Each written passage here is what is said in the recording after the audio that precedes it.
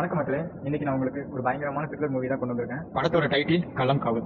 இந்த படத்தோட கதை என்னன்னா, ஷேலிங்கிற ஒரு கேரக்டர் சும்மா 20க்கும் மேற்பட்ட பெண்களோட கல்யாணம் பண்ணிக்கிறேன்னு சொல்லி ஏமாத்தி அவங்க கூட தப்பான முறையில் இருந்துட்டு அந்த பெண்களை கொலை வேற செஞ்சிருக்கான்.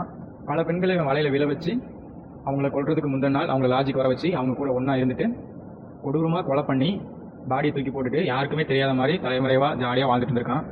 இந்த கேஸ் இன்வெஸ்டிகேட் பண்ணுறதுக்காக நம்ம ஜெயிலர் கோவில் விநாயகர் தான் இறங்குறாரு. ஆக்சுவலாக டிபார்ட்மெண்ட்ல இவருக்கு தனி பேர் இருக்கு. இவர் அவ்வளோ சீக்கிரம் ஒரு கேஸ் எடுக்க மாட்டாரு. ஆனால் எடுத்தா அதோட ஆணிவேர் வரைக்கும் போய் பார்க்கறது தான் இவரோட ஒரு டீல் பண்ண கேஸ் வரைக்கும் குற்றவாளி கண்டுபிடிக்காத கேஸே கிடையாது. கையில் இருக்கிற எல்லா கேஸையுமே குற்றவாளி கண்டுபிடிச்சிருவாரு. ஆனால் அவர் கையில் அந்த கேஸ் போகுது. ஒரு பக்கம் விநாயகம் பெண்கள்லாம் கரெக்ட் பண்ணி மேட்டர் பண்ணிட்டு போட்டு போய்கிட்டே இருக்கான். இந்த கேஸை விசாரணை பண்ணிட்டே வந்துட்டு இருக்காரு.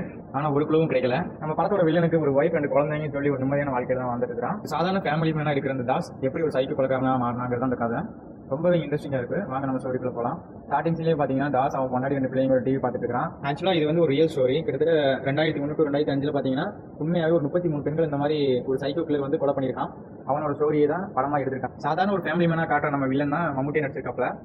சாதாரண ஃபேமிலி மேன் ஒரு ஒய்ஃப் 2 குழந்தைன்னு சொல்லி நல்ல நிம்மதியான வாழ்க்கை வாழ்ந்துட்டு இருக்காரு. ஃபேமிலியை உட்காந்து டிவி பார்த்துட்டு இருக்கும்போது திடீர்னு ஒரு ஃபோன் கால் வருது. அட்டன் பண்ணி பேசிட்டு அவர் ஒய்ஃப் கிட்ட எனக்கு வேலை வந்துச்சுன்னு சொல்லி கிளம்புறாரு. இவர் காரில் பார்த்தீங்கன்னா ஒரு குட்டி வாக்மன் இருக்கு. அது எப்பவுமே ஒரு பழைய தமிழ் சாங்க போட்டு விட்டு டிராவல் பண்ணுறது அவரோட வழக்கமா இருக்கு. அப்படியே சுருதிங்க ஒரு கேரக்டர் காரில் ஏற்றிட்டு பேசிக்கிட்டே போயிட்டு இருக்காரு. ஆக்சுவலாக அவங்க பக்கத்தில் ஒரு லாட்ஜில் ரூம் போட்டுருக்காங்க. லாட்ஜுக்கு தான் 2 பேரும் போயிட்டு இருக்காங்க. ஆக்சுவலாக சுருதிங்கிறது யாருன்னா அவங்களுக்கு ஏற்கனவே கல்யாணம் முடிஞ்சு டைவர்ஸ் ஆனவங்க. அவங்க எப்படியோ பேசி கரெக்ட் பண்ணி இவங்க கூட ரூம் போகிற அளவுக்கு கொண்டு வந்திருக்காரு. ஆக்சுவலாக நம்ம மம்முட்டியும் நீ உன் ஒய்ஃபை டைவர்ஸ் பண்ணிடு, நம்ம 2 எங்கேயாவது போயிடலாங்கிற மாதிரி மேனிபுலேட் பண்ணிட்டு இருக்காங்க. ஆனால் மம்முட்டி ஒரு விஷயத்தில் தெளிவாக இருக்கிறான்.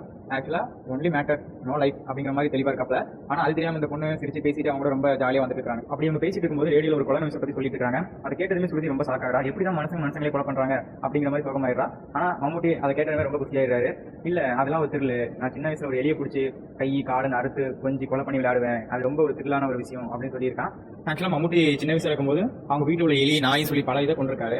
இந்த மாதிரி அவர் பர்சனல் மேட்டர்லாம் சொல்லிக்கிட்டே வராரு. ஓகே, ஆனால் சுருதியும் சரியா பெருசாக எடுத்துக்கல. நாய் எலி இந்த மாதிரி காமன் தானே அப்படின்னு சொல்லிட்டு அவங்களும் ஜாலியாக சிரிச்சு பேசிட்டு இருக்காங்க.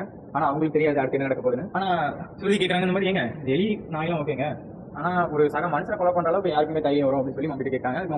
மம்முட்டியோ இப்போ கூட நான் நினச்சா ஈஸியாக கொண்டுருவேன், கொலை பண்ணுறது அவ்வளோ சாட்டிஸ்ஃபேக்ஷன் தரும், உனக்கு கொண்டா கூட எனக்கு அவ்வளோ சாட்டிஸ்ஃபேக்ஷன் இருக்குன்னு சொல்லி அவரோட சைக்கோத்தனை கொஞ்சம் கொஞ்சமாக வெளியே வந்துட்டு இருக்கு.